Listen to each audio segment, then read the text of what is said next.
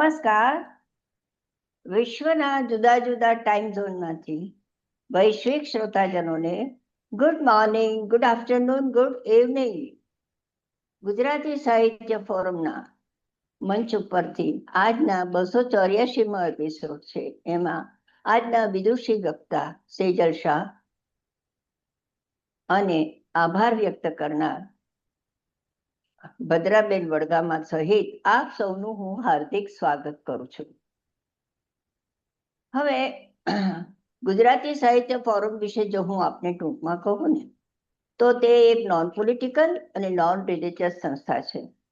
દુનિયાભરમાં 60 મિલિયન ગુજરાતી લોકો ફેલાયેલા છે. એટલે સમજો કે દુનિયાના ખૂણે ખૂણે આપણો ગુજરાતી જઈને વસેલો છે.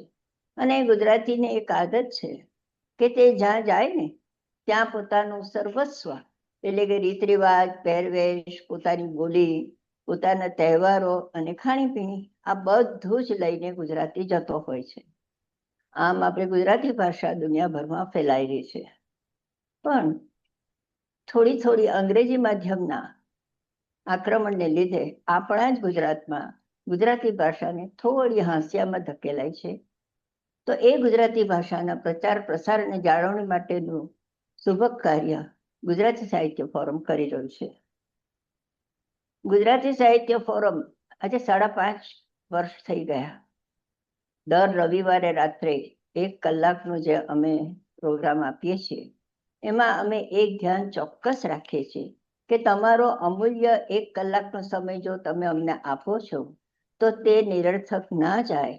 એટલા માટે વિવિધ વિષયો, દરેક વખતે તમને કોઈક નવા વિષયનું જ્ઞાન મળે એવો સતત પ્રયત્ન કરી રહ્યા છે. અને ખરેખર મને જણાવતા ખૂબ જ આનંદ થાય છે કે 284 એપિસોડ થયા એમાં વાર્તા પઠન સિવાય એક પણ વિષય અત્યાર સુધીમાં રિપીટ થયો નથી. એનું અમને ખરેખર ગૌરવ છે. પણ એ કેવી રીતે બન્યું કે મને વક્તાઓએ ખૂબ સારો સહકાર આપ્યો છે અને એનાથી જ આ શક્ય બન્યું છે. હવે આજે ઘણા નવા સભ્યો દેખાઈ રહ્યા છે ને, તો એમને જણાવવાનું કે તમારે અમારા જૂના એપિસોડ જોવા હોય તો ગુજરાતી સાહિત્ય ફોરમની યુટ્યુબ ચેનલ પણ છે અને તેના ઉપર જઈને તમે ગમે તે તમારો ગમતો વિષય ઉપર તમે જાઓ અને સાંભળો.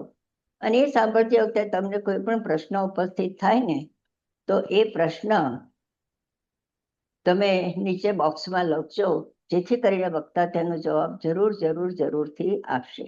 અને ધારો કે તમને કોઈ પ્રશ્ન નથી તો કાંઈ નહીં, તમે પ્રતિભાવ તો આપી શકશો ને કે તમને આ એપિસોડ કેવો લાગ્યો, આ વિષય કેવો લાગ્યો, એના વિશે જરૂરથી પ્રતિભાવ આપજો, જેથી આ જે પાયાનું કામ છે એ વધારે ને વધારે સુદૃઢ થતું જાય.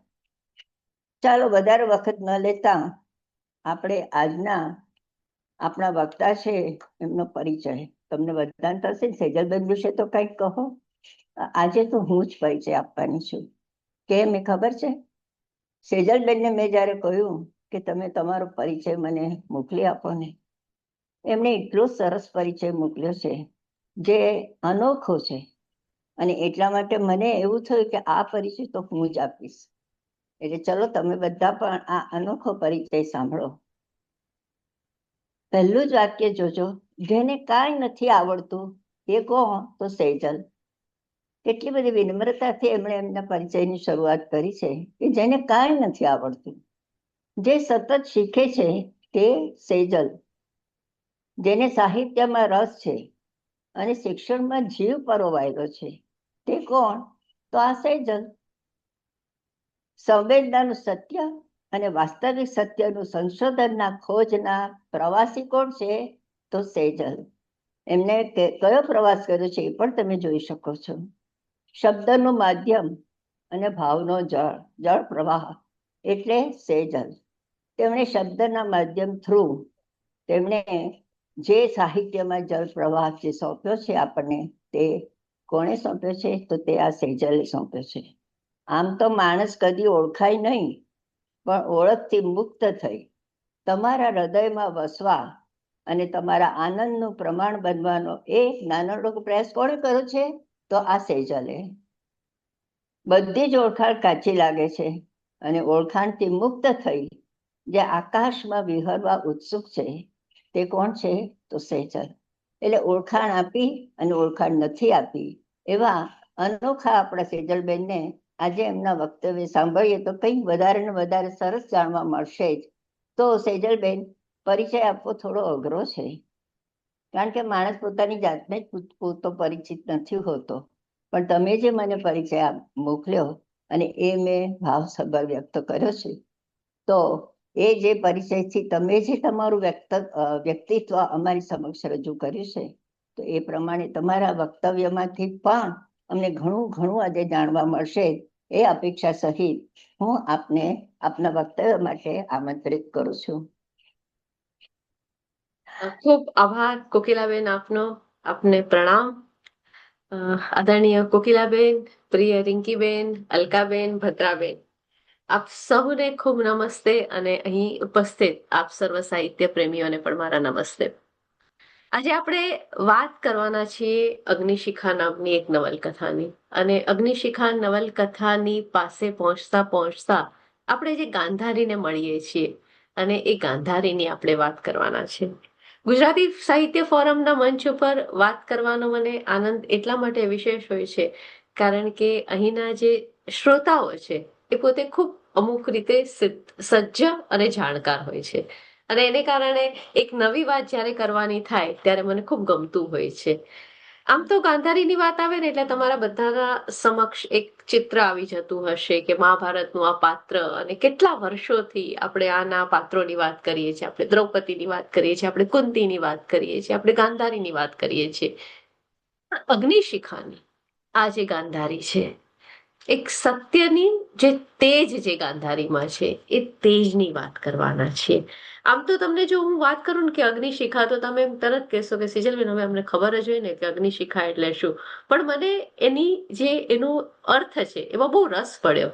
આમ તો અગ્નિશિખા એટલે તમે કહેશો કે જે અગ્નિનું તેજ જેનામાં છે, પરંતુ સાથે સાથે આપણે ત્યાં એક અગ્નિશિખા ન્યાય, એ બહુ સરસ જાણીતી સંજ્ઞા છે સંસ્કૃતમાં, અને જેનો અર્થ એવો થાય છે કે જે હંમેશા બીજાનું હિત કરે છે.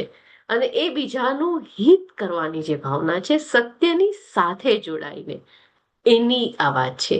ગાંધારી એ મહાભારતનું એવું એક પાત્ર હતું જેને આપણે આંખો પર પાટા બાંધેલી ગાંધારી નહીં, પણ તું મારે સત્યના તેજથી છલકતી ગાંધારી, સત્યના તેજ માટે જે એને પ્રશ્નોનો સામનો કર્યો છે, જરૂર પડ્યો ત્યારે વિદ્રોહ કર્યો છે, અને એને કુમારપાળભાઈ દેસાઈએ જે રીતે પોતાની નવલકથામાં આલેખી છે એના આધારે હું વાત કરવાની છું.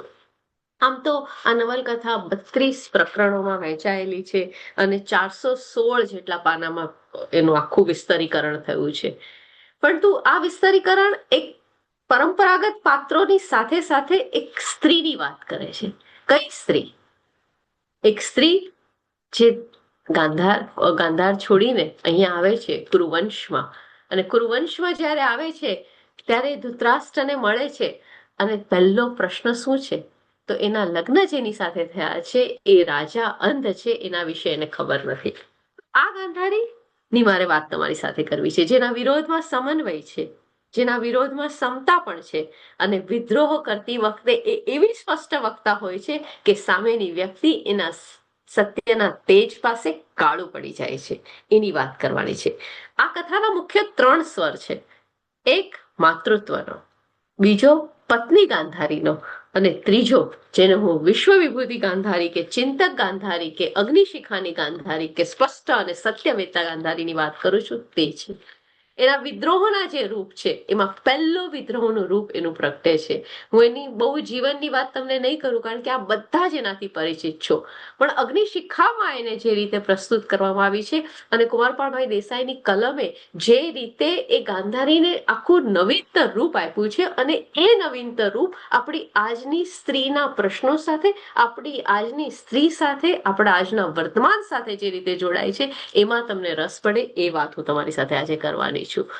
આમ તો આપણે એમ કહીએ કે ઓકે ફાઇન, રાજરાણી બનવા મળે અને એનાથી વધારે શું ઈચ્છે, અને દરેક પુરુષના મનમાં એવું હોય કે હું જ્યારે આટલું બધું આપી દઉં છું ત્યારે એ સ્ત્રીને ખરેખર કશું માંગવાનો અધિકાર છે?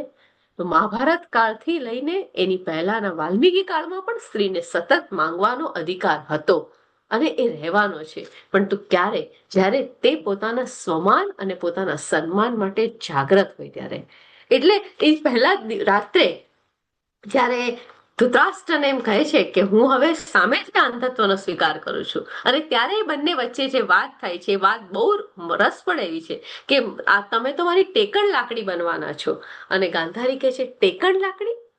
ટેકણ લાકડી એટલે તો કાસ્ટરનો એક ટુકડો, અને હું કાસ્ટરનો ટુકડો બનું એવી તો છું નહીં. હવે તમે જો વિચાર કરો કે એ ગાંધારી જેને ખ્યાલ નથી કે એનો પતિ જેની પાસે ચક્ષુ નથી એની સાથે એના લગ્ન થયા છે, લગ્નના દિવસે એ સત્ય જ્યારે એની સમક્ષ ખુલે છે અને ત્યારે એનો વિદ્રોહ, અને એ વિદ્રોહમાં જે રીતે ગાંધારીની સમજણ પ્રગટ થાય છે એ બહુ મોટી વાત છે. એટલે પૂછે છે કે મહારાજ, ધૃતરાષ્ટ્રને પૂછે છે કે તમે તમારા પિતા જે હતા સબલરાજ પાસે કોઈ કાસ્ટનું લાકડું તો નહોતું માંગ્યું ને, કારણ કે તમે તો મને ટેકણ લાકડી સમજો છો. અને ત્યારે ધૃતરાષ્ટ્ર જે કુરુવંશનો રાજા છે, જેની પાસે આટલી સત્તા છે, અને સમગ્ર ભારત વંશ જ્યારે એ કુરુવંશના રાજા પાસે નમી રહ્યું છે કારણ કે એમની રાજ્યસભામાં ભીષ્મ જેવા આટલા મોટા જે મહાબાહુ કહેવાય એવા ભીષ્મ છે, એની સામે કહે છે કે હું એ ધૃતરાષ્ટ્ર છું. અને ત્યારે ધૃતરાષ્ટ્રનો વિરોધ કરવાની ગાંધારી તાકાત દેખાડે છે. એ તાકાતની સાથે એ કહે છે કે હવેથી તો હું આજીવન આંખ પર પાટા બાંધીશ. આજીવન આંખ પર પાટા બાંધવાની જે આટલી ઘટના છે એને ઘણા બધા લોકોએ જુદી જુદી રીતે જોઈ છે. કોઈકે એમ કહ્યું કે એ તો એક પ્રકારનું સમર્પણ છે, કોઈકે કીધું પત્નીને સાથ આપવા માટે. એવા અનેક વસ્તુ તમે મૂકી શકો, પરંતુ અહીંયા આપણે એને એક વિદ્રોહનું બહુ જ બારીક રૂપ પણ મૂકી શકીએ છીએ. કે કયા પ્રકારનો વિદ્રોહ છે? કે એ વિદ્રોહ છે કે મને અંધારામાં રાખીને મારા જે લગ્ન કરાવવામાં આવ્યા એ લગ્ન ને સામે મારો જે વિરોધ છે એ હું આંખ સામે પાટા બાંધીને મૂકીશ. અને ત્યારે કહે છે કે તમને આ રાજ મળશે, અને લોક મૂકવામાં આવે છે રાજા દ્વારા. તો એને કહેવામાં આવે છે કે તું હવે મહારાણી છે, કુરુવંશની મહારાણી છે, અને તારે આટલું બધું મળવાનું છે. આમ તો છે ને સામાન્ય રીતે સ્ત્રીઓને લોભી પણ બહુ કહેવાતી હોય છે, અને સ્ત્રીઓ માટે એવું પણ કહેવાય છે કે એ તો બધી વસ્તુમાં બહુ માની જાય, અને એનામાં ઈર્ષા પણ બહુ હોય, એનામાં લોભ પણ બહુ હોય. પરંતુ આપણે છે ને જરાક સ્ત્રીના પાત્રોને નિકટથી જોવાની છે, કારણ કે સ્ત્રીમાં જે અડગતા હોય છે ને, સ્ત્રીમાં જે મક્કમતા હોય છે, અને સ્ત્રીમાં જે નક્કરતા હોય છે ને, એ નક્કરતા જ્યારે આપણે નજીકથી જોઈએ ને ત્યારે ભલભલા અંધારાને કાપી શકે તેવી હોય છે. અને એ મેં ગાંધારીમાં જોઈ છે. એ આ અગ્નિશિખાનું ગાંધારીનું રૂપ છે, એમાં તમને જોવા મળે છે. અને કહે છે કે મહારાજ મને કોઈ બાહ્ય જે વૈભવ છે ને આકર્ષી શકતો નથી. સ્ત્રીઓ માટે વોટ્સઅપ પર બહુ બધા જોક્સ ચાલતા હોય છે કે શોપિંગ મોલમાં ચાલી જાય છે, આમ કરે છે, પરંતુ એમને ખબર નથી કે આ શોપિંગ મોલમાં ચાલી જતી સ્ત્રી જ્યારે એનો વિદ્રોહ કરશે અથવા એનો વિરોધ કરશે ને, ત્યારે એના વિરોધની સામે કોઈ પણ ગમે તેટલી સત્તા કે વૈભવ હશે એ એને ડગાવી નહીં શકે. અને એ વાત અહીંયા આવે છે કે મને કોઈ બાહ્ય વૈભવ આકર્ષતો નથી, મને કોઈ બાહ્ય ઉપચાર પણ આકર્ષતો નથી. હું હંમેશા એનાથી મુક્ત રહી છું, અને તમને ખબર છે કે હું ગાંધાર કન્યા છું. પરંતુ આજે આંખ પર મેં પાટા બાંધવાનું નક્કી કર્યું છે. એનું કારણ એ છે કે હું હવે આજીવન તમારી સાથે તમારી જેમ રહીશ. અને ત્યારે ગાંધાર નરેશ એને અનેક લાલસાઓ આપે છે, અને અનેક રીતે બનાવવાનો પ્રયત્ન કરે છે, મનાવ્યા પછી સત્તા દેખાડવાનો પ્રયત્ન કરે છે, પરંતુ એ ના પાડે છે અને કહે છે કે હું તો દ્રષ્ટિહીન છું, અને હું દ્રષ્ટિહીન છું તો તું મારી માફક નહીં જોઈ શકે, કારણ કે આ બે વસ્તુમાં બહુ મોટો ફરક છે. ધૃતરાષ્ટ્ર જન્મથી દ્રષ્ટિહીન હતા, અને ગાંધારી એ આટલા વર્ષો આ દુનિયા, આ પ્રકૃતિ દ્રષ્ટિથી જોઈ છે. અને જેને દ્રષ્ટિથી જોવા આ દુનિયા ટેવાયેલી છે, જે દુનિયા સાથેનું પોતાનું ડીલિંગ દ્રષ્ટિની સાથે કરે છે, એના માટે અચાનક દ્રષ્ટિહીન થવું બહુ જ અઘરું છે. એટલે ડરાવે પણ છે કે તમે આ નહીં કરી શકો, તમારા માટે આ બહુ અઘરું છે. અને ત્યારે એ કહે છે કે હું એ બધું જ કરી શકું એમ છું, કારણ કે તમને જે અશક્ય લાગે છે એ અશક્ય મારા માટે બહુ જ સહજ શક્ય છે. ગાંધારીનો આ પહેલો વિરોધ એ બહુ જ મહત્વનો બન્યો છે. અને છેલ્લે જ્યારે રાજા એની સામે હારી જાય છે છેલ્લે, કારણ કે લગ્નનો હજી તો પ્રથમ દિવસ છે, પ્રથમ રાત્રિ છે, અને એ સમયે ગાંધારી એટલો વિરોધ કરે છે જે એમનાથી સહન નથી થતો, અને ત્યારે કહે છે કે આપને આટલું બધું પ્રાપ્ત થયું અને છતાં પણ આજે આપ કરો છો, આપ રાજનીતિ સમજતા નથી, આપ નીતિ સમજતા નથી, અને રાજ્યમાં અને વંશમાં તો આવું થતું જ હોય કે રાજાઓ. અને ત્યારે ગાંધારીએ જે વાત કહી છે ને, એ કદાચ મોટા મોટા રાજનીતિજ્ઞોને પણ વિચારતા કરી મૂકે એવી છે કે રાજા, રાજધર્મ અને રાજનીતિનો અર્થ એ હું તમને શું કહું, પરંતુ એક યાદ રાખજો કે રાજનીતિમાં સત્ય એ સૌથી મોટી બાબત છે. આખા મહાભારતમાં જેને સત્યનું તેજ, જેને સત્યનું સમર્પણ અથવા જેનામાં સત્યનું સર્વસ્વ તેજ પ્રગટ્યું છે, એ છે ગાંધારી. તમને આખા મહાભારતમાંથી આપણે જ્યારે પસાર થઈએ છીએ ત્યારે ખબર પડે છે કે દરેક સત્ય વ્યક્તિઓ જે કહેવાતી હતી એ દરેક પાત્રો ક્યાંક ને ક્યાંક ચૂક્યા છે, ક્યાંક ને ક્યાંક એમની એકાદી ભૂલ થઈ છે, પરંતુ ગાંધારીએ પતિની સામે, પુત્રની સામે, શાસકની સામે, સત્તાની સામે હંમેશા સત્યમય વાત કરવામાં આવી છે. ખરેખર તો એવું પણ બન્યું છે, અને મને આ નવલકથા વિશે વાત કરવાનું મન થયું એનું મુખ્ય કારણ એ જ હતું, કારણ કે મોટે ભાગે ગાંધારીને માત્ર એક આંખ ઉપર પાટા બાંધેલી સ્ત્રી તરીકે જ આપણે જોઈ, અને આ નવલકથાએ આ આખા પાત્રને એક જુદો ઉઘાડ બતાવ્યો. એ જુદો ઉઘાડ બે રીતે બતાવ્યો.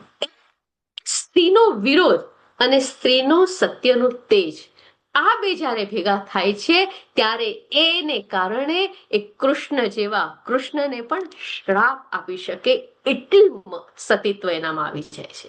આ એક બહુ મોટી બાબત છે, અને આ જે આખી બાબત હતી એનો સરસ રીતે વિસ્તાર થવો જોઈતો હતો, અને જે અહીં થઈ શક્યો છે. સરસ. પછી તો આખી કથા છે એટલે આખી કથાની આપણે વાત નથી જ કરવાના, પરંતુ એના જે કેટલાક મહત્વના ટાપુઓ છે એ ટાપુઓ ઉપર આપણે એક પછી એક ઝંપલાવાના છીએ. અને જે પહેલું હતું એમાં એક કહી દે છે, અને ત્યારે તો એ પિતામહ જે હતા એ પિતામહે 3 કન્યાઓનું અપહરણ કર્યું હતું એ વાત પણ સંભળાવી દે છે, અને બધું જ કરે છે, અને છેલ્લે કહે છે કે મહારાજ, હું હવે આજીવન આંખ પર પટ્ટી બાંધીને રાખીશ, પણ એ મારી મરજીથી. આ જે બહુ મહત્વનો મુદ્દો છે કે મિર્જા સ્વીકારી છે એની પાછળ સમર્પણ નથી, પરંતુ આ મારી એક પોતાની મરજી છે, અને એ પોતાની મરજીનો હું આજીવન, મારો આ નિર્ણય અચલ પણ છે અને અફર પણ છે.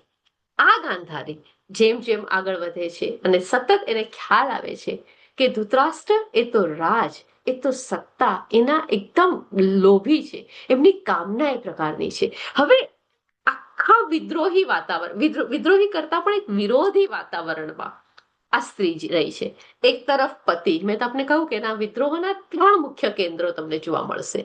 પતિ સાથે એના વિચારનો ભેદ છે, પુત્ર પિતાના સંપૂર્ણ કેળવણીને કારણે, મામાની કેળવણીને કારણે, આજુબાજુના વાતાવરણને કારણે સત્તાનો કામી બની ગયો છે, અને આ બધાની વચ્ચે, આ અંધારાની વચ્ચે આ સ્ત્રીએ પોતાના દીપને, પોતાના તેજને સતત પ્રજ્વલિત રાખવાનો છે. હું ચોક્કસપણે માનું છું કે આ કાર્ય એક સ્ત્રી જ માત્ર કરી શકે. આટલા અંધારાની વચ્ચે જો કોઈએ તેજ આટલું પણ પ્રગટાવી રાખવાનું ને, તો એ શક્તિ, એ સહન શક્તિ, એ સતીત્વ, એ સમર્પણ અને એ સત્યવેતા સ્ત્રીમાં વધુ છે. હું એટલા માટે પણ તમને નથી કહેતી કારણ કે હું એક સ્ત્રી છું, પરંતુ એનામાં છે ને 2 વસ્તુ હોય છે. એક સ્ત્રીનું પોતાનું ઇન્ટ્યુશન, અને બીજું એની ધીરજ. દીવાની વાત છે ને, છેલ્લામાં છેલ્લું ટીપું હોય ને ત્યાં સુધી પોતાનો હાથ જાળવી રાખે કે ભલે ત્યાં સુધી દીવો ટકી રહેતો. એ છેલ્લું તેલનું ટીપું અથવા છેલ્લું ઘીનું ટીપું પણ પૂરેપૂરું ઉપયોગમાં આવે ત્યાં સુધી એનામાં એટલી ધીરજ હોય છે કે પોતાના 2 હાથથી પ્રગટેલી જ્યોતને બને ત્યાં સુધી ટકાવવાનો પ્રયત્ન કરતી હોય છે. અને એ જ રીતે એની અંદર જે આશાનું તત્વ છે એ બહુ જ ઓપ્ટિમિસ્ટિક હોય છે, એની સંવેદનશીલતા ભારોભાર હોય છે. અને અહીંયા અગ્નિશિખામાં કુમારપાળભાઈએ એ બહુ જ સરસ રીતે આખી એને આકારિત કરી છે, જાણે એક ચિત્રકાર એક ડ્રોઈંગ કરતો હોય ને એ રીતે આખી ગાંધારી આકારિત થઈ છે. મહાભારતના ઘણા બધા પ્રસંગો જે આપણને લલચાવે એને ગાળીને તમે અહીંયા ધીરે ધીરે ગાંધારીના વિશ્વમાં પ્રવેશ કરો છો, અને તમે ગાંધારીમય થઈ જાઓ છો કે ગાંધારી આવી અને અહીંયા સૌથી પહેલા એને ધૃતરાષ્ટ્રનો આ વિરોધ કર્યો, અને પછી સીધું એના પ્રસવ સમયનો એ સમય આવે, અને એના પ્રસવનો ખેલ પણ કેવો. ખેલ જેમાં પતિ એને કહે છે કે તને કેમ આટલી વાર લાગે છે, તારા બાળકો કેમ નથી આવતા? અને ત્યારે એને સમજાય છે કે મારા પતિને હવે શું હું કહું, અને આ બાબત માટે કહે છે કે આપના જ પુત્રો છે અને જે આપના ભાઈના જ પુત્રો છે અને આપના ભાઈના પુત્રો મેળવી શકે, એમાં કશું સહજતા એ સ્ત્રીમાં છે. એનું માતૃત્વ કે એને પુત્ર પ્રેમ ઓછો છે એવું નથી, પરંતુ સાથે સાથે એનો પ્રેમ એને મોહાંધ નથી બનાવતો. ગાંધારીના જે પણ વાત્સલ્ય હતું, ગાંધારીને પોતાના જે પરિવારજનો માટેનો જે સ્નેહ હતો ને, એને ક્યાંય મોહાંધ નથી બનાવી. અને એને કારણે કહે છે કે આપના ભાઈના જ પુત્રો છે. અને ત્યારે ધૃતરાષ્ટ્ર સમસમી જાય છે અને એમ કહે છે કે તને ખ્યાલ છે કે જો તને પહેલા પ્રસવ થયો હોત તો તારો પુત્ર રાજનો પાટવી પુત્ર બન્યો હોત, એ પાટવી કુમાર બન્યો હોત. તને સમજાય છે આ વસ્તુ કે હસ્તિનાપુરના સામ્રાજ્યના શ્રેયની ચિંતા મને રહે છે, અને તને જો મારો આ તર્ક પાર પડે તો કેટલું સારું. તો એ કેવો તમારો તર્ક શું છે? તો એ કહે છે કે મારો તર્ક એવો છે કે રાજાના રાજ્યની ગાદી ઉપર જેને પહેલા બાળક ભલે જન્મ્યો મોડો, પરંતુ તારી પાસે બાળક તારા ગર્ભમાં પ્રથમ આવી ગયો હતો, અને એને આધારે જો નિર્ણય કરવામાં આવત તો કેટલું સારું થાત. અને ગાંધારી ત્યારે હસે છે કે તમને હું શું સમજાવું અને હું તમને શું કહી શકું. ગાંધારીનું અહીંયા એક બીજું રૂપ તમને જોવા મળે છે. ગાંધારીના આ રૂમમાં આપણે જ્યારે પ્રવેશ કરીએ છીએ ત્યારે ગાંધારી 100 પુત્રોની માતા બનવાની છે, એને વરદાન મળ્યું છે એને કારણે. પરંતુ સાથે સાથે એને પુત્રો સારી રીતે આવે, એ પુત્રો આવતા વેદ કુળમાં કોઈ કંકાસ થાય કે રાજની બાજી માટે સંઘર્ષ થાય એવું નથી ઈચ્છતી. અને દુર્યોધનનો જ્યારે જન્મ થાય છે, લેખક અહીંયા બહુ સરસ રીતે આખી વાત મૂકી છે કે એક તરફ દુર્યોધનનો જન્મ થાય છે, બીજી તરફ ભીમનો જન્મ થાય છે, અને દુર્યોધનનો જન્મ થતા આખા પ્રકૃતિમાં વાતાવરણ વિપરીત બને છે, અને રાજપુરોહિત જ્યોતિષી બધા લોકો એમ કહે છે કે આ બાળક અમંગળ લઈને આવ્યું છે. અહીંયા ગાંધારીનો તમને બીજો પરિચય મળશે. આપણે ગાંધારીના 7 પગલામાં પરિચય લેવાનો છે. પહેલો પરિચય આપણે એનો લીધો લગ્નની એક ક્ષણે. અહીંયા તમને બીજી ગાંધારી મળશે. આ બીજી ગાંધારી જેને જ્યારે જ્યોતિષીઓ, અને કઈ ગાંધારી છે આ? મહારાણી ગાંધારી છે, કુરુવંશની મહારાણી છે, ધૃતરાષ્ટ્ર મહારાજા છે, અને માતા 100 પુત્રોની બનવાની છે. દુર્યોધનનો જન્મ થયો છે. જ્યોતિષીઓ એમ કહે છે કે ભાઈ આ પુત્રને કારણે આ કુળનો નાશ થશે, અને એટલા માટે આ પુત્રને છોડી દેવો જોઈએ. ધૃતરાષ્ટ્ર કોઈ સંજોગોમાં વાત માનવા નથી કે મારો આ પ્રથમ પુત્ર છે અને એ જ રાજ્યમાં બેસશે.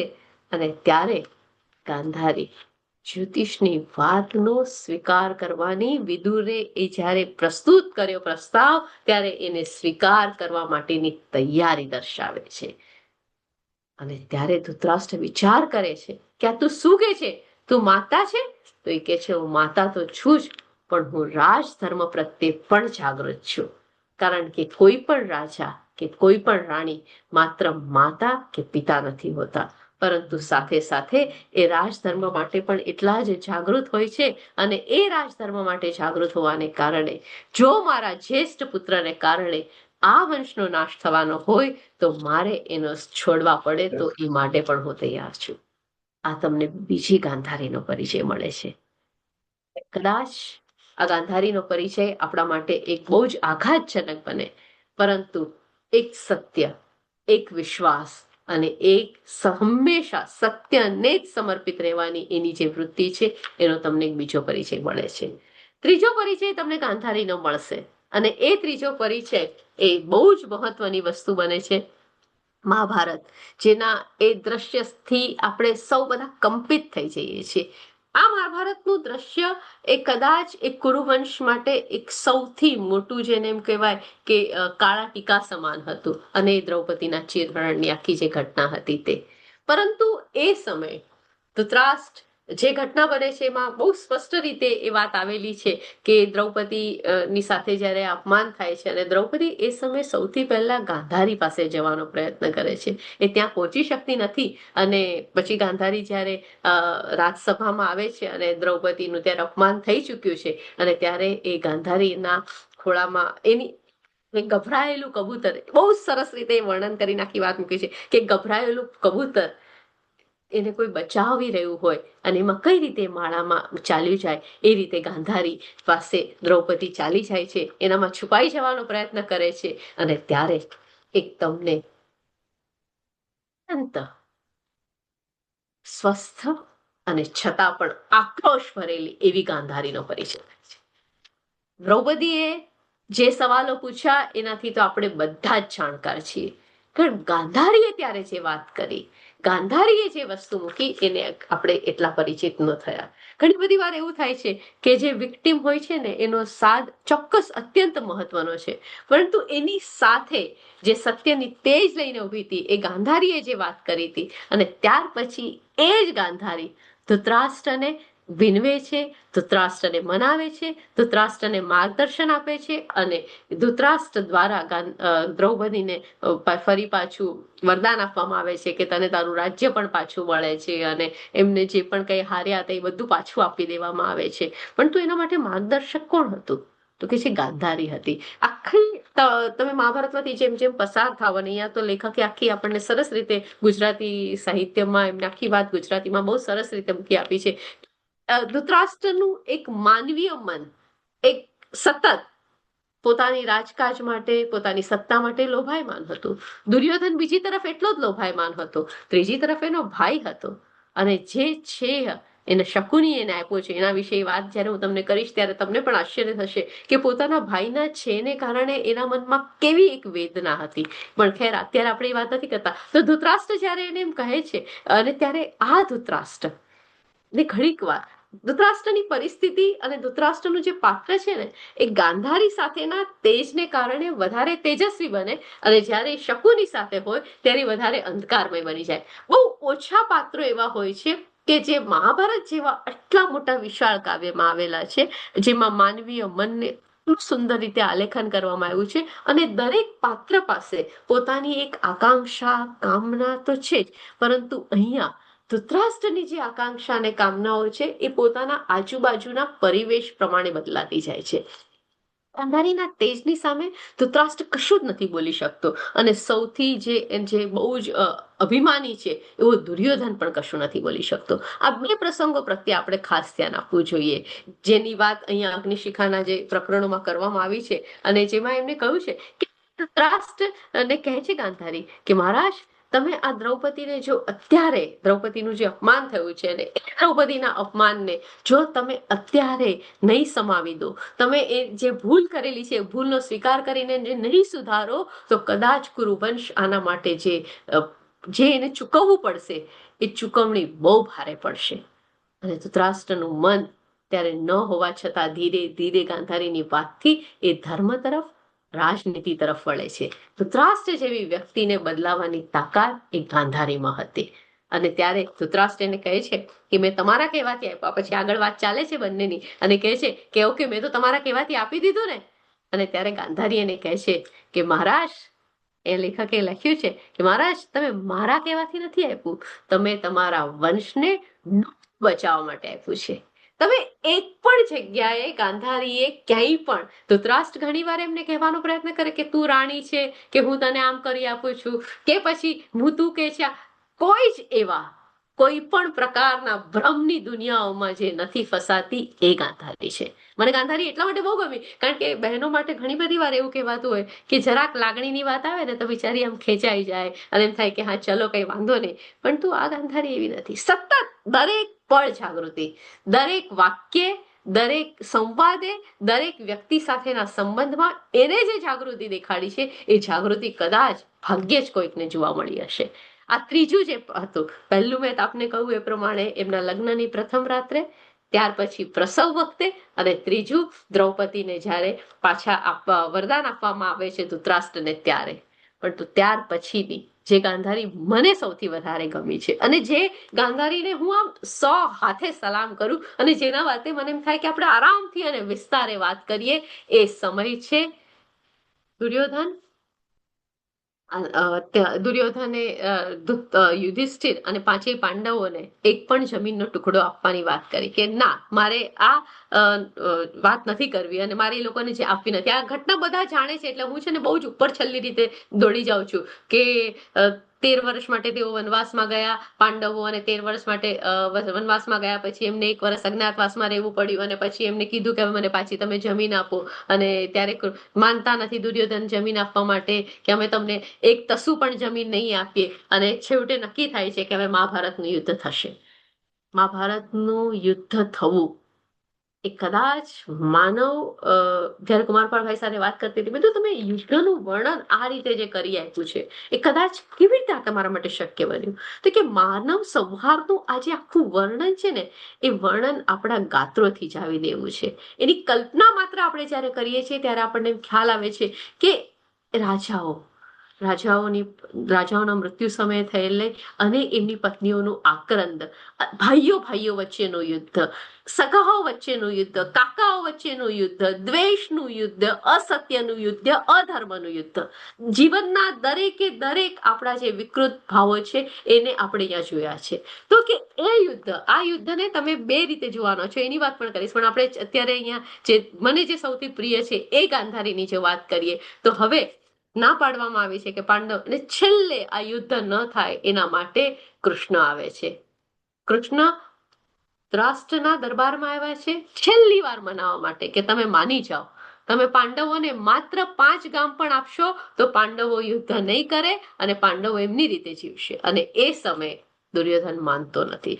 કૃષ્ણ ખૂબ સમજાવે છે, અને ક્યારે તો કૃષ્ણ વિષ્ટિકાર તરીકે, એટલે મંત્રણા કરાવવા માટે આવ્યા છે. અને બધાના મનમાં આશા જાગી છે કે કૃષ્ણ પોતે આવ્યા છે એટલે ચોક્કસપણે હવે તો આ થશે જ. નથી માનતા. દુર્યોધન અભિમાની છે. શકુની એને માનવા દે એમ નથી. કર્ણ એને બીજી તરફ અભિમાની બનાવી રહ્યો છે. દુશાસન એને વધારે ને વધારે ખોટા રસ્તે લઈ જઈ રહ્યો છે. આ બધાની વચ્ચે દુર્યોધન માનવા તૈયાર નથી. અને દુર્યોધન એ સમયે કૃષ્ણનું અપમાન કરીને રાજસભાગૃહ છોડીને ચાલ્યો જાય છે. ક્ષત્રિય રાજાઓમાં જ્યારે વિષ્ટિકાર મંત્રણા માટે આવ્યા હોય ત્યારે આ રીતે રાજા રાજગૃહ છોડીને ન જઈ શકે. દુર્યોધન ચાલ્યો જાય છે, જે કૃષ્ણનું ખૂબ મોટું અપમાન છે. ધૃતરાષ્ટ્ર પણ ત્યારે ચોંકી જાય છે કે આ કઈ દિશામાં જઈ રહ્યું છે, કારણ કે સર્વ કોઈ જાણે છે કે યોગેશ્વર કૃષ્ણનું આ રીતે અપમાન ન કરવું જોઈએ. અને ત્યારે સભાગૃહમાં કોને બોલાવવામાં આવે છે? ગાંધારીનો પ્રવેશ. આ એટલી, મને એમ થાય કે જગતની એ સૌથી મહત્વની ક્ષણ હતી કે દુર્યોધન કૃષ્ણનું અપમાન કરીને ચાલ્યો જાય છે, અને એ સમયે ગાંધારીનો જ્યારે પ્રવેશ થાય છે, અને એ ગાંધારીના પ્રવેશ સાથે આખા રાજ્યમાં, અહીંયા કહે છે લેખકે લખ્યું છે કે આમ જાણે સભાગૃહમાં ફરી પાછી જીવંતતા આવી જાય છે. એક સ્તબ્ધતા છવાઈ ગઈ છે. પણ જ્યારે સ્તબ્ધતા છવાઈ ગઈ હોય, જ્યારે નિરાશા છવાઈ ગઈ હોય, ત્યારે ગાંધારીના પ્રવેશથી શા માટે ફરી પાછી આશા જન્મે છે? ગાંધારી તો એક સ્ત્રી હતી. ના, ગાંધારી એ સત્ય હતી. ગાંધારી જે કહેશે એમાં આવેશ નહીં હોય, ગાંધારી જે કહેશે એમાં સ્વાર્થ નહીં હોય, પણ તેમાં સત્ય હશે. અને એ સત્યને કારણે ફરી પાછી આખા સભાગૃહમાં આશા છવાઈ ગઈ. અને એ ગાંધારી હવે કહે છે કે જાઓ તમે દુર્યોધનને બોલાવો. બધા જાણે છે કે દુર્યોધન કોઈનું ન માને, પરંતુ દુર્યોધન જે સૌની સામે બોલે છે ને, એ જ્યારે એની માતા કહે ને ત્યારે સૌથી શાંતિથી સાંભળે છે. દુર્યોધન એ સમયે દુશાસન અને કર્ણને બધાની સાથે હતો. ષડયંત્ર બનાવી રહ્યો હતો કે મેં કૃષ્ણને ના પાડી દીધી, હું તો હવે લડાઈ માટે તૈયાર છું. અને ત્યારે વિદુર કહે છે કે તારી માતાએ તને રાજસભાગૃહમાં પાછો બોલાવ્યો છે.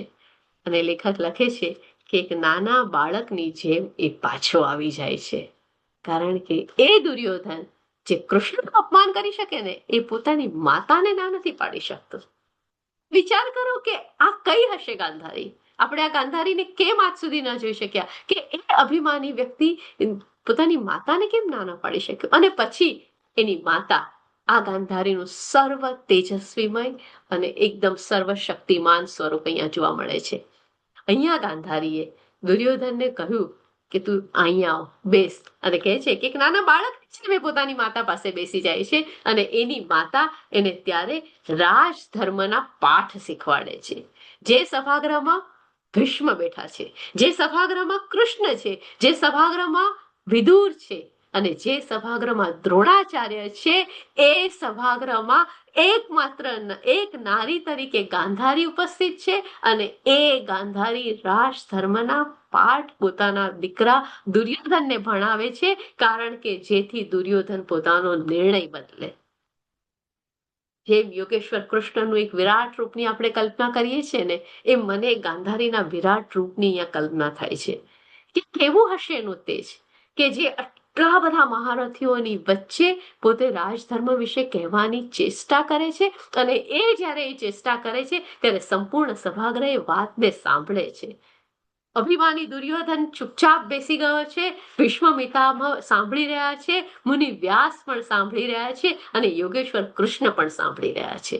એવું તો આ નારીમાં શું હતું, એવું તો આ નારીના તેજમાં શું હતું અને એવું તો આ નારીના સત્યમાં શું હતું, એ વાત આપણને ખરેખર બે ક્ષણ માટે રોકી દે છે કે યસ ગાંધારી, અમે ખરેખર તને કંઈક જોઈ નહીં. મને ગાંધારીનું પાત્ર જેમ જેમ બહેનો શું કામ ભાઈઓ કે કોઈ પણ સાહિત્ય રચિક વાંચશે ને તેને એમ સમજાશે કે સત્યનું તેજ કેવું હોય, સત્યની શક્તિ કેવી હોય. અને ખેર એ સતત એને કહે છે કે રાજધર્મ શું છે અને સામે દુર્યોધન એને કે રાજધર્મ એટલે તો જીતવું, રાજધર્મ એટલે તો ક્ષત્રિય રાજાનો તે ફરજ છે કે રાજ્યોને જીતતા રહેવું, જે પણ આપણા દુશ્મનો હોય એને હરાવતા રહેવું. અને ત્યારે એ કહે છે કે ના, રાજધર્મનો અર્થ છે પ્રજાનું પોષણ કરવું, રાજધર્મમાં અર્થ છે તમારા ચરિત્રનું ઘડતર એ રીતે થવું જોઈએ કે તારે કારણે અન્ય કોઈને દુઃખ ન થાય, અન્યાય ન થાય. અને એવી ધર્મ અને કર્મની ખૂબ વાતો થાય છે. આ વાતો એકચ્યુઅલી તો 50 પાનાઓમાં વિસ્તરાયેલી છે, પણ તો એ ધર્મ અને કર્મની અનેક વાતો થાય છે, નીતિની વાતો થાય છે. પછી ધૃતરાષ્ટ્ર વિરોધ કરે, કારણ કે ધૃતરાષ્ટ્રને લાગે કે દુર્યોધન માની જશે તો શું થશે. શકુની વચ્ચે આવે, બધા જ વચ્ચે આવે, પણ એની વચ્ચે આ સત્યની અડગ જોત નથી થાકતી, નથી હારતી કે નથી એક ક્ષણ માટે પણ આશા મૂકતી. અને સતત કહે છે કે આ રાજસભાગૃહમાં આ પૂર્વે એક અધર્મનું કાર્ય થઈ ચૂક્યું છે, હવે બીજું અધર્મનું કાર્ય ન થાય એની જોવાની જવાબદારી તમારે સૌની છે. ગાંધારીના વચનોથી આખા રાજસભાગૃહમાં ખળભળાટ મચી ગયો છે. બધા જ જાણે છે કે તમે આપના પુત્રોને, ધૃતરાષ્ટ્રને કહે છે કે તમે પુત્રોને આજ્ઞા કરો કે હવે એ સર્વનાશના માર્ગે ન જાય, કારણ કે હવે એ જો જશે તો નહીં ચાલે. અને એક સમયે તો ધૃતરાષ્ટ્ર પણ ગુસ્સાથી કહી દે છે ભાન ભૂલીને કે તમે બધા ચૂપ રહો, બસ થયું. અને ત્યારે પણ ગાંધારી ડરતી નથી. ગાંધારી એક ક્ષણ માટે પણ ત્યાંથી જતી નથી. એ ગાંધારી એ નથી કે જે કોઈના શબ્દોથી, કોઈની સત્તાથી કે કોઈના મોટા અવાજથી ડરી જાય. એ તો એમ કહે છે કે હું જ્યાં સત્ય છે ત્યાં ઊભી રહીશ અને એ સત્ય માટે મને ગમે તેટલી સત્તા ડરાવી શકે એમ નથી. આ ગાંધારી ને અહીંયા સરસ રીતે કરવામાં આવી છે. અને છેલ્લે તો બહુ ચર્ચાઓ પછી છેવટે તો યુદ્ધ થાય જ છે, આપણે બધા જ જાણીએ છીએ. અને એ યુદ્ધ થાય છે એના હવે પછીની જે ગાંધારી, જેનો પરિચય હું તમને કરાવવાની છું. તમને મેં પહેલા જ કહ્યું એ પ્રમાણે આપણે થોડુંક જંપલાવી રહ્યા છીએ, પણ છતાં પણ આપણે આજે મારી સૌથી પ્રિય એવી ગાંધારી કરતા જે થોડીક ઓછી પ્રિય છે એવી ગાંધારી, એટલે કે આ પાંચમો પ્રવેશ એનો દ્વાર છે. એ 5મા પ્રવેશ દ્વારમાં હવે આપણે જયારે પહોંચશું ત્યારે મહાભારતનું યુદ્ધ પૂર્ણ થઈ ચૂક્યું છે. એટલો સંહાર થયો એનાથી આપણે બધા જ પરિચિત છીએ. અને એમાં ભીમ દ્વારા દુર્યોધનને મારવામાં આવ્યો છે. પોતાના પુત્ર દુર્યોધનનું મૃત્યુ થયું છે. 100 પુત્ર માતા ગાંધારીએ ગુમાવ્યા છે. પતિ ધૃતરાષ્ટ્રે એને લગ્નના પહેલે જ દિવસે હરાવી દીધી હતી અને 100 પુત્રોના મૃત્યુ થતા ગાંધારી બીજી વાર હારી જાય છે, કારણ કે 100 પુત્રો હોવા છતાં એ પુત્રો અધર્મના માર્ગે ગયા અને એને રોકી ન શકી. 101 એને દુશાલા નામની પુત્રી પણ હતી અને એમને રોકી ન શકી અને આ પુત્રોના મૃત્યુથી ગાંધારી સાવ તૂટી ગઈ છે. અને તૂટી જવાને કારણે એના હૃદયમાં ખૂબ વેદના છે. આખા યુદ્ધમાં જે અધર્મની નીતિ થઈ એને સંજયની દ્વારા સાંભળેલી પણ છે. અને એ હવે ગાંધારી તમને મળે છે જે યુદ્ધ પછીની ગાંધારી છે, જેને પાંડવ પુત્રો મળવા આવવાના છે. પાંડવ પુત્રો જાણે છે કે ગાંધારીનું તેજ શું છે. અહીંયા એક બહુ સરસ પ્રસંગ આવે છે. પાંડવ પુત્રો આવ્યા છે અને ગાંધારીનું જે સત્યનું તેજ એવું છે કે પોતાના પુત્રોને પણ એને સદા સત્ય કહ્યું છે, પોતાના પતિને પણ કહ્યું છે, જ્યાં જ્યાં અધર્મ છે ત્યાં ત્યાં એને સતત કહ્યું છે. તો એ સત્યના તેજની એક એવી તેજસ્વી જ્યોત છે. આખા મહાભારતમાં આપણે જો જ્યારે જ્યારે ધર્મની વાત કરીએ કે સત્યની વાત કરીએ તો આપણું મન તરત યુધિષ્ઠિર તરફ જાય, આપણું મન તો સતત વિદુર તરફ જાય, એમ આપણું મન સતત ગાંધારી તરફ પણ જવું જોઈએ. કૃષ્ણ તો છે જ, પરંતુ આપણને ખબર છે કે ગાંધારીએ ક્યારે પણ આ અધર્મને સાથ નથી આપ્યું. તો એવું અહીંયા લેખકે બહુ સરસ રીતે કે યુધિષ્ઠિર આવ્યો છે, પણ ભીમ જેને અધર્મથી દુર્યોધનની હત્યા કરી હતી. લેખક કહે છે કે ગાંધારીએ જ્યારે સૌથી પહેલા આંખે પાટા બાંધેલા છે, પણ આંખની નીચી એ બાજુથી જ્યારે ધૃતરાષ્ટ્ર સામે યુધિષ્ઠિર ઉભા છે, જ્યેષ્ઠ પુત્ર પાંડવ, અને યુધિષ્ઠિરના નખ તરફ જ્યારે ગાંધારીની નજર ગઈ ત્યારે યુધિષ્ઠિરના નખ પણ કાળા પડી ગયા હતા. એ સત્યનું તેજ એવું હતું, કારણ કે ધર્મ આ યુદ્ધમાં યુધિષ્ઠિરે પણ ક્યાંક અધર્મ આચર્યો હતો, અને એ અધર્મને કારણે જ્યારે ગાંધારી એમની તરફ જુએ છે ત્યારે એમના નખ પણ કાળા પડી ગયા છે. યુધિષ્ઠિરને ડર લાગે છે, અને એટલા માટે કથામાં આવેલું છે કે 5 પાંડવો જ્યારે જાય છે ને ગાંધારીને મળવા, એ પહેલા વ્યાસ મુનિ જાય છે. વ્યાસ મુનિ એમના શોકને ઓછો કરવાનો પ્રયત્ન કરે છે કે ક્યાંક આ સતી સ્ત્રી જો કોઈક શ્રાપ આપી દેશે તો મહાવિનાશ થશે. અને તરત જ જેવા એના પગ કાળા પડી જાય છે, યુધિષ્ઠિર ડરી ગયા છે, ગાંધારી પોતાના ગુસ્સાને કાબુ કરી લે છે અને તરત એનું વાત્સલ્ય ઉપર આવે છે, અને વાત્સલ્ય અને સ્નેહથી યુધિષ્ઠિર વાત કરે છે. હવે જે એની સામે આવવાના છે એ ભીમ, આપ જાણો છો, ભીમ માટે એમના મનમાં ખૂબ ગુસ્સો હતો, કારણ કે ભીમે જે રીતે દુર્યોધનનું કત્લ કર્યું, દુર્યોધનને હણ્યો, એ યોગ્ય નહોતું, એ જાણતા હતા. અને અહીંયા ગાંધારીએ સવાલ પૂછ્યો છે કે દુર્યોધન અધમી હતો, અધર્મી હતો, પણ તું દુર્યોધનને જે રીતે હણાયો છે, શું તે યોગ્ય હતો? એ સતત વ્યાસ પાસે, ધૃતરાષ્ટ્ર પાસે, શ્રી કૃષ્ણ પાસે પોતાની વેદના મૂકે છે, અને ત્યારે ગાંધારી એક બહુ મહત્વનો સવાલ પૂછે છે કે હું માનું છું કે આ બધા જ અધર્મી હતા, મેં તો મારા પુત્રોને જન્મ્યા ત્યારથી નથી જોયા. આ એવી એક માતા છે કે જેને પોતાની પસંદગીથી પોતાના પુત્રોને જન્મ્યા ત્યારથી નથી જોયા. એ માતાનું વાત્સલ્ય અત્યારે એકદમ તમે વિક્ષણ પર છે, કારણ કે પુત્ર ખોયો છે ને ત્યારે એક બહુ મહત્વનો સવાલ પૂછે છે કે બધા અધર્મી હતા, પણ વિકર્ણનો શું વાંક હતો? તમે વિકર્ણને શા માટે હણ્યો? કારણ કે વિકર્ણ તો ધર્મી હતો. દ્રૌપદીનું જ્યારે ચીરહરણ થયું ત્યારે વિકર્ણ જ એકમાત્ર હતો જેને વિરોધ પણ કર્યો હતો કે તમે આવું નહીં કરો. આ અંધ મા બાપના આશરા માટે, અંધ મા બાપને કોઈક સહારો મળે એના માટે વિકર્ણને આપણે જીવિત નહોતો રાખવો જોઈતો. અને આ વાતનો ઉત્તર વ્યાસ મુનિ પણ નથી આપી શકતા. આ વ્યાસ મુનિ લેખકે એટલું સરસ રીતે ગાંધારીના એક પછી એક આપણને કહે ને, એક પછી એક પ્રદેશમાં ગાંધારીના લઈ ગયા છે, ને દરેક પ્રદેશમાં આપણે જોશું ને એમ આપણને એમ થશે કે આ તેજનો અનુભવ આપણી અંદર થશે. અને એ કહે છે કે, અને એનો જવાબ વ્યાસ મુનિ પણ નથી આપી શકતા, અને આનો જવાબ ખરેખર કોઈ પાસે નથી. ભીમ ડરેલો છે, કારણ કે ભીમ પર પણ કોપાયમાન થઈ શકે. અને ત્યાર પછી એક બીજી બહુ મહત્વની ઘટના બને છે. આ આખી જે ઘટના બને છે, હવે એમને યુદ્ધ તો જે આખું જોયું એ સંજયની દ્રષ્ટિથી જોયું હતું, એમની વેદના દિવસે દિવસે વધતી જાય છે. વ્યાસ મનાવે છે, બધા મનાવે છે, યુધિષ્ઠિર, 5 પાંડવો મનાવે છે, કુંતી મનાવે છે, પણ કોઈ રીતે એ શાંત નથી થતા.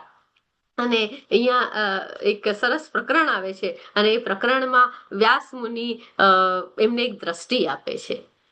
ફરીથી તેઓ આ યુદ્ધ જોઈ શકે એવી, એમને એક ભૂતકાળ અને ભવિષ્યકાળ જોઈ શકે એવી દ્રષ્ટિ આપે છે ગાંધારીને.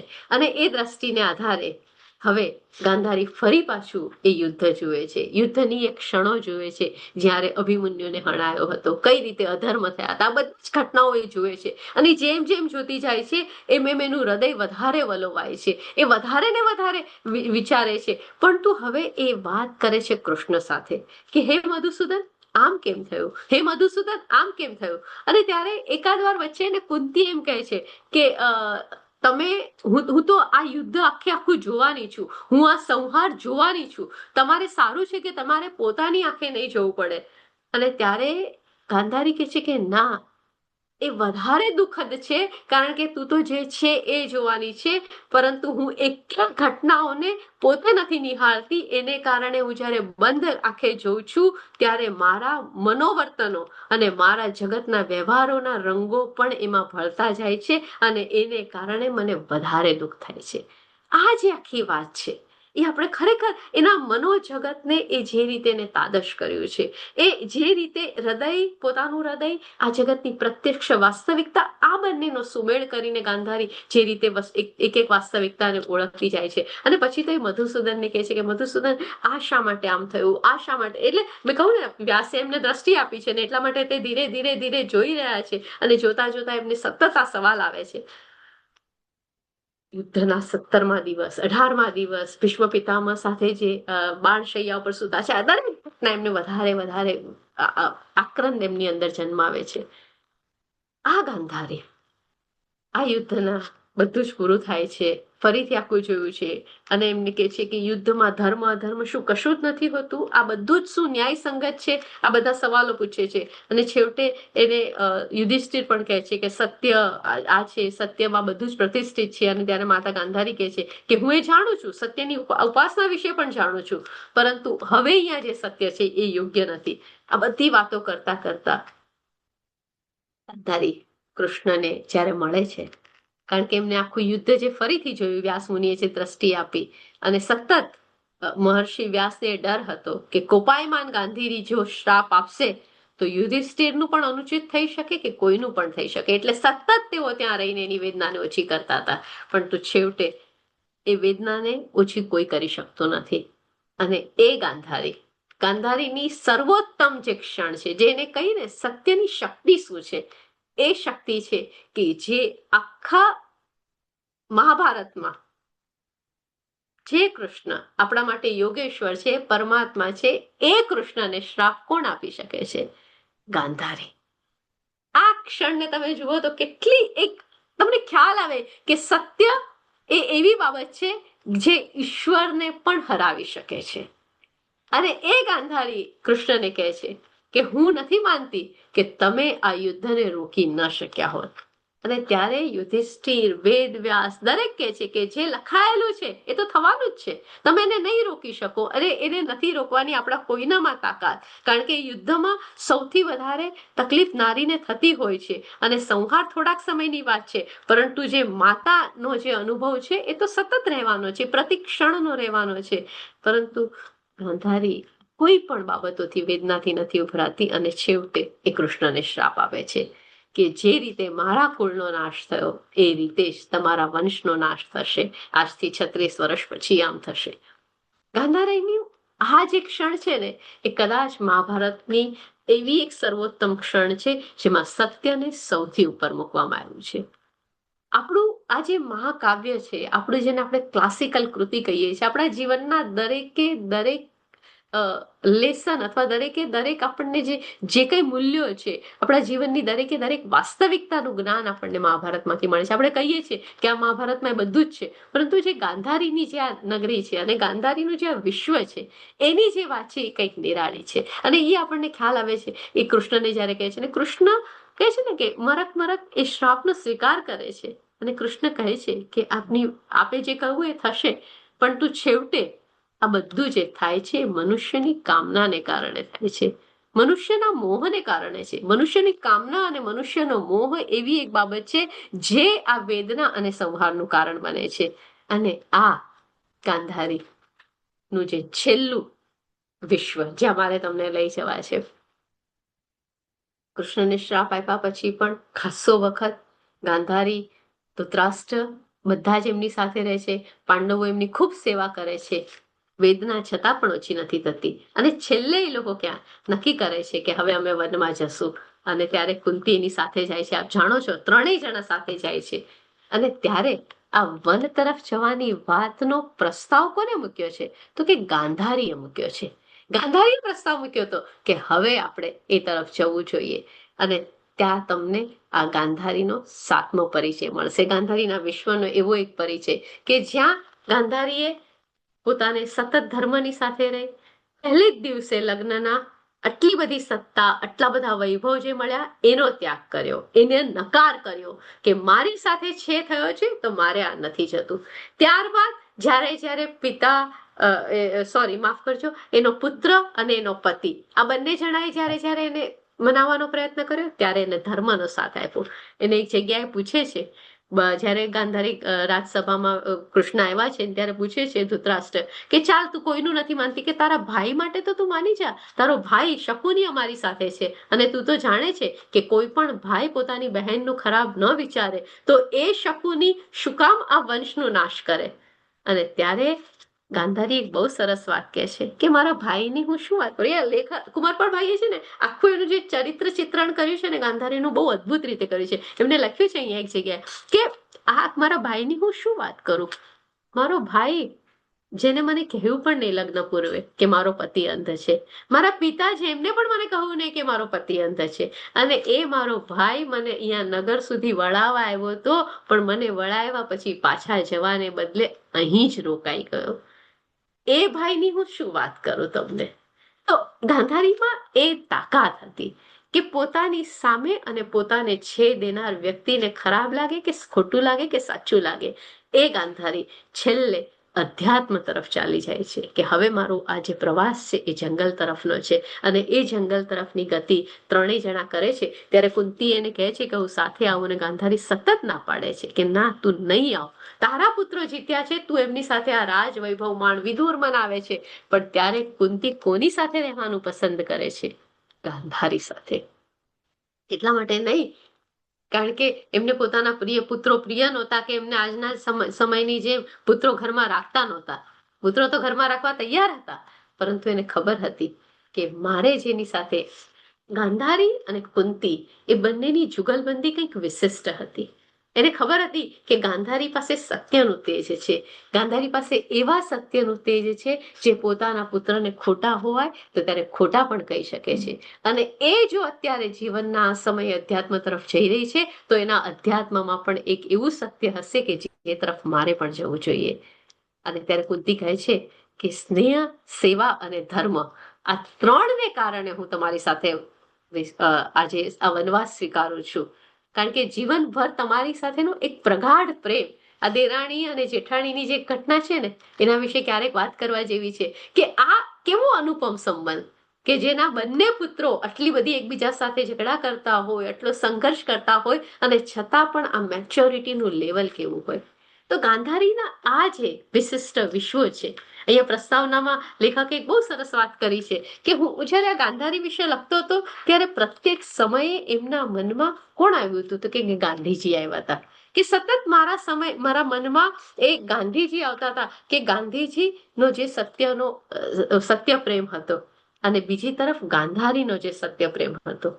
અને એ સત્યનો જે સતત જય થતો હોય છે એની આ વાત છે કે મહાપ્રજ્ઞા જે ગાંધારીને એમને મહાપ્રજ્ઞા કહી છે કે આંખ ન હોવા છતાં પણ જેને જીવનને વાસ્તવિકતાને જોયું છે એવી મહાપ્રજ્ઞા ગાંધારી. અને એની સાથે સત્ય બલે પ્રતિષ્ઠા કે સત્યના બળની જ પ્રતિષ્ઠા થાય છે અને એ સત્યમાં જ બળ પ્રતિષ્ઠિત રહેલું છે. એટલે અસત્યમાં બળ નથી હોતું, જે બળ હોય છે સત્યમાં હોય છે, ને જે વ્યક્તિ સત્યને અનુસરે છે એનામાં હોય છે. એ ગાંધારી વિશે.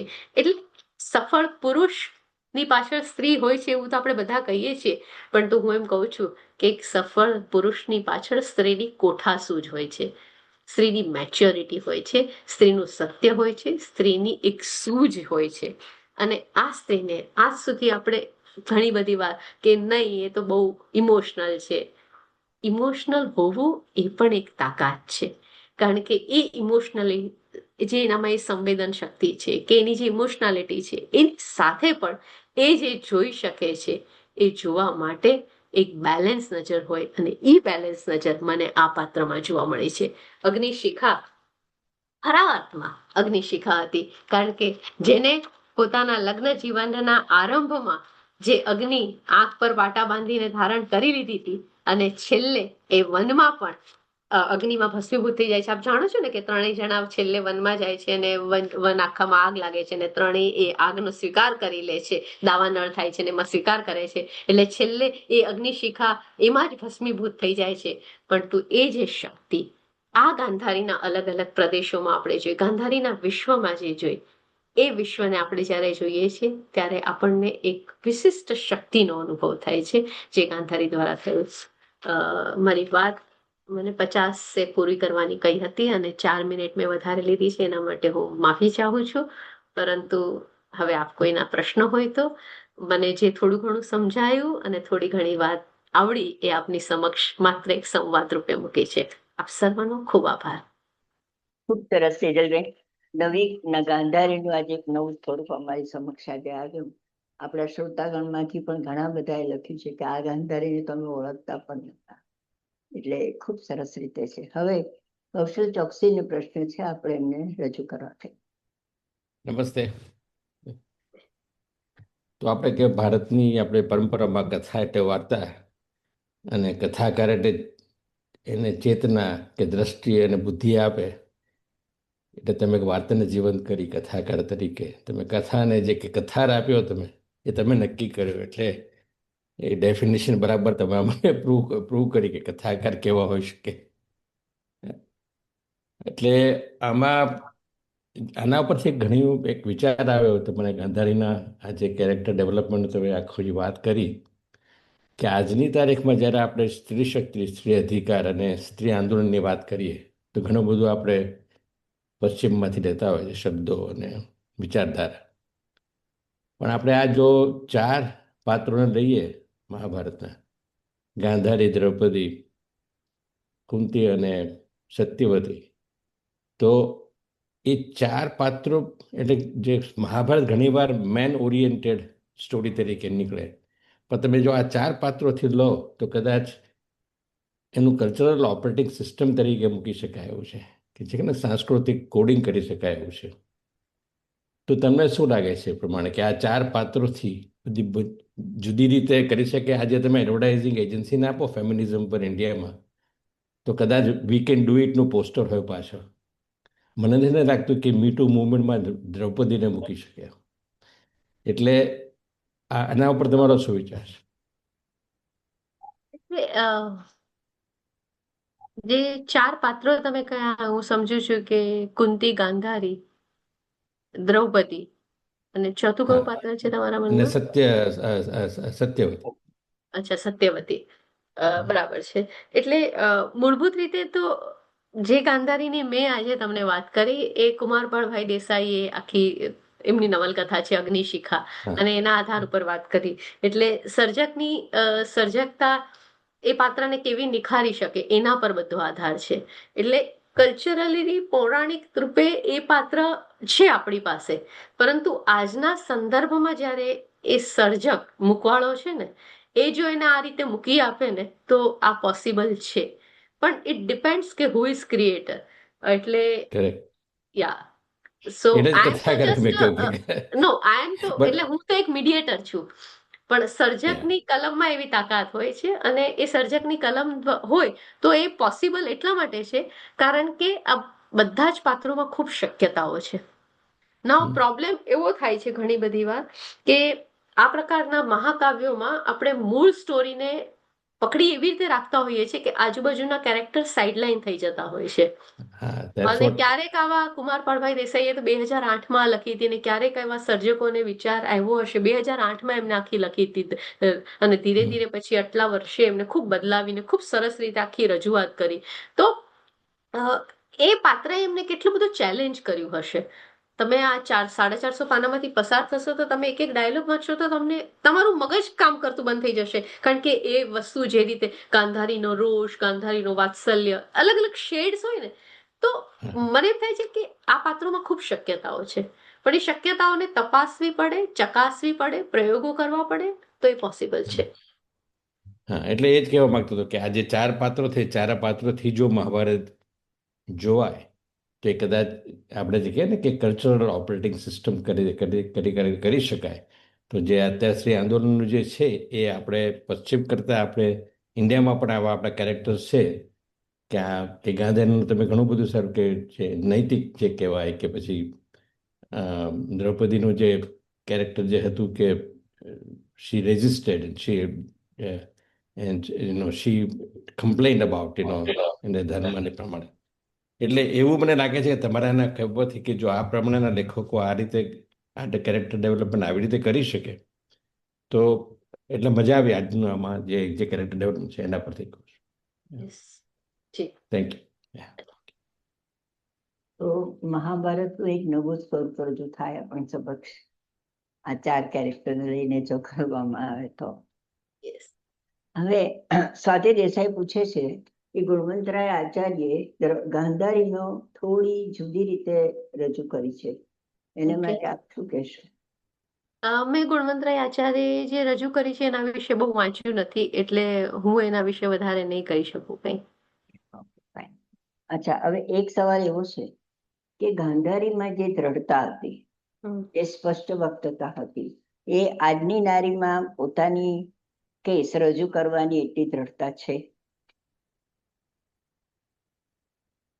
હું સતત આ વાત કહી રહી હતી કે ગાંધારીનું જે નામ છે ને આ નવલકથામાં એ અગ્નિશિખા છે, અને મેં અગ્નિશિખાનો જે શરૂઆતમાં એક એનો અર્થ આપ્યો કે અગ્નિશિખા એટલે શું, અને એ પરિચય અર્થ આપતી વખતે મેં એક સારી વાત એટલે એનો અર્થ જે આપ્યો છે એમાં મેં કહ્યું હતું કે આપણે અગ્નિશિખા ન્યાય એવું કહીએ છીએ, અને અગ્નિશિખા ન્યાયનો અર્થ એવો થાય છે કે અગ્નિશિખા એવી હોય કે જે ગમે તેટલા વિઘ્નો અને મુશ્કેલી આવે તેની અવગણના કરે, પણ સાથે સાથે દરેક વ્યક્તિ માટે તે સારું કરવાની ભાવના રાખે. અગ્નિશિખાનો એક અર્થ એવો છે કે દીવો જેમ ક્યારે પણ કોઈ ભેદભાવ ન કરે એમ એ કોઈ ભેદભાવ ન કરે. અગ્નિશિખાનો એક અર્થ એવો છે પ્રકાશ ફેલાવે, અને અગ્નિશિખાનો એક અર્થ એવો છે કે પ્રગતિનો વિસ્તાર કરે. સો ગાંધારીમાં પરોપકાર, અન્ય પ્રત્યેની લાગણી, બેલેન્સ, મેચ્યોરિટી બધું હતું. જો આપણામાં એ બધું હોય તો યસ, પણ વેન સેલ્ફ ઇન્ટરેસ્ટ એન્ટર તો કામનાનો પ્રવેશ એ સત્યના નાશ તરફ. કામનાના પ્રવેશ સાથે અંધારું પ્રવેશે છે, કામના વગર સત્ય વધારે તેજમય થાય છે. એટલે એવું લાગે કે ગાંધારી છે એના જીવનમાં જે ડેપ્થ હતી, વિચારોની મેજોરિટી, એ આજે કદાચ એ જોવા જલ્દી મળતી નથી સ્ત્રીઓ. મળે, બહુ ઓછી મળે હું એવું કહીશ, કારણ કે આપણો આજનો સમય પ્રમાણે આપણે વર્તમાન જે સંજોગો છે પ્રમાણે ઘણું ઓછું મળે, ક્યાંક ક્યાંક ખૂણે ખાંચરે મળી આવે. સ્વાતિબેન દેસાઈ અમને આગળ કહે છે અગ્નિશિખા સામે હતી તો પતિને અગ્નિશિખા સમીપ હતી તો પતિને અધર્મ કરતી કેમ વારી ન શકી? સાચી વાત એમને પૂછી અને કહી, તમારી વાત સાચી છે, પણ તું એને પૂરા પ્રયત્ન કર્યા. બે વસ્તુ આપણે હંમેશા મહાભારતના સંદર્ભમાં સમજવી જોઈએ કે દરેક મનુષ્યનું કર્મ છે અને એ પોતાનું કર્મ 100% આપીને કરતું હોય છે, પરંતુ સામેવાળી વ્યક્તિ એમાં બદલાય જ એ આવશ્યક નથી હોતું, કારણ કે એ સામેવાળાની પ્રકૃતિ છે. હું મારી પ્રકૃતિથી મારું 100% કમિટમેન્ટ આપું, પણ જો સામેવાળાને એમાં ન બદલાવવું હોય તો એ ન જ બદલાય.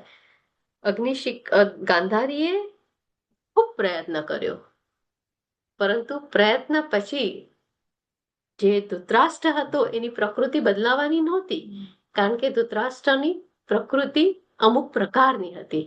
આપણે કહીએ ને પ્રાણ જાય પણ પ્રકૃતિ ન જાય, વચન ન જાય એ નથી કહેતી, પણ પ્રાણ જાય પણ પ્રકૃતિ ન જાય. એમ એની પ્રકૃતિમાં કામના હતી, એની પ્રકૃતિમાં લોભ હતો, એની પ્રકૃતિમાં લાલસા હતી, એની પ્રકૃતિમાં અભાવ હતો. એ અભાવને ખૂબ દૂર કર્યો એને. અને મેં એક વાક્ય વચ્ચે કહ્યું હતું કે જ્યારે ધૃતરાષ્ટ્ર ગાંધારી સાથે હતો ને ત્યારે આપી દે છે કે હા ચાલ વાંધો નહીં દુર્યોધન તું માની જા, પણ એ જ ધૃતરાષ્ટ્ર પાછળ જયારે શકુની તરફ જાય ને એટલે પાછું બદલાઈ જાય. એટલે તમે એ બદલાઈ જાય કારણ કે એ બહુ ચંચળ છે એને કારણે. એટલે ન વાળી શકે એને પૂરો પ્રયત્ન કર્યો. ખૂબ સરસ. સેજલબેન, આજે ખરેખર મહાભારતનો ગાંધેરીને એક જુદી રીતે નિહાળી, અને તમે અમારો જે એક કલાક હતો, તમે તમારો અમૂલ્ય સમય તો આપ્યો જ, પણ એમાં અમને લાગ્યું કે અમારો કલાક બહુ સાર્થક થઈ ગયો આજનો. આટલું સરસ આપે વક્તવ્ય આપ્યું, અને અમારા બધા શ્રોતાજનો તરફથી ખૂબ સરસ સરસ ચેટમાં આવી રહ્યું છે, એ તમે બી જોયું જ હશે. તો હવે તમારો આટલો અમૂલ્ય સમય આપ્યો, તો એના માટે અમારે આભાર વ્યક્ત તો કરવો જ પડે. અને એવું ના સમજતો કે આ ખાલી ઉપર ઉપરની ફોર્મેટ, પણ હૃદયપૂર્વક આભાર વ્યક્ત કરવાનો છે. અને એના માટે હું ભદ્રાબેન વડગામાને વિનંતી કરીશ કે તેઓ આભાર વ્યક્ત કરે.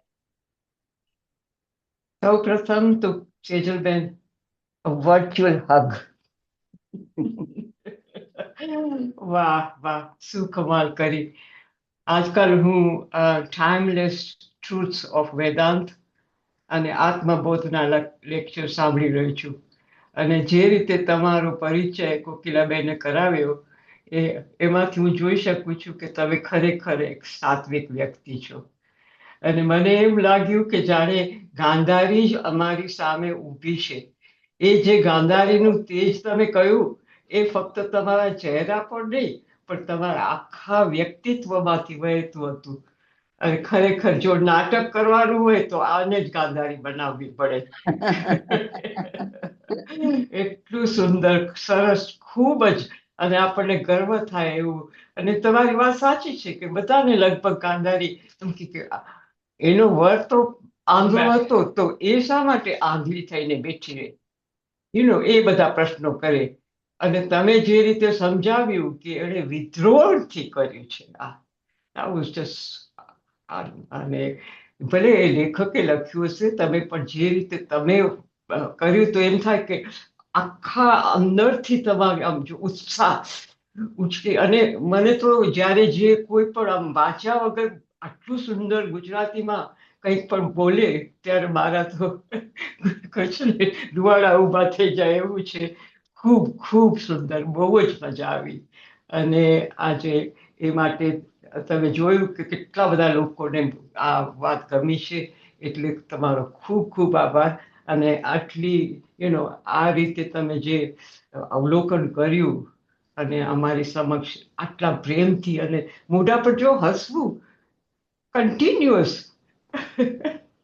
That's amazing, Sejal.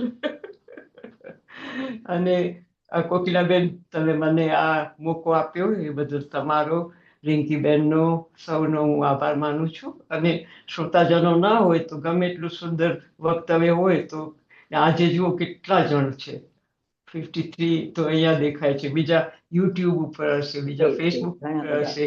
એટલે ઘણા લોકોએ સાંભળ્યું, અને એથી તો અમને વધારે પ્રોત્સાહન મળ્યું.